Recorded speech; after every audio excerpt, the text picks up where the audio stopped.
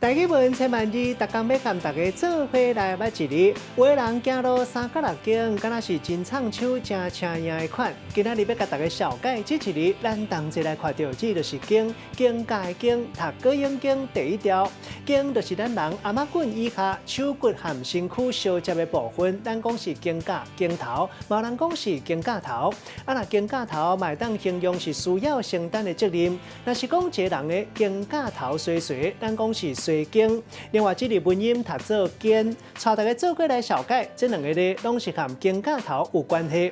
头一个读做三角六经，这是形容一个人行路时，经架头摇来喊去，意思就是形容这个人真请赢、真摇摆，或者是真唱手。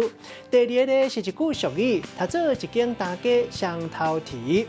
咱知讲蹄这里伫咧古早，还有一个音读做蹄，嘛会当读做一间大家双头蹄，安尼就有口韵。这是形容讲趁钱饲家，搁爱照顾囡仔，或者是讲爱照顾囡仔，搁爱奉太事大，足辛苦。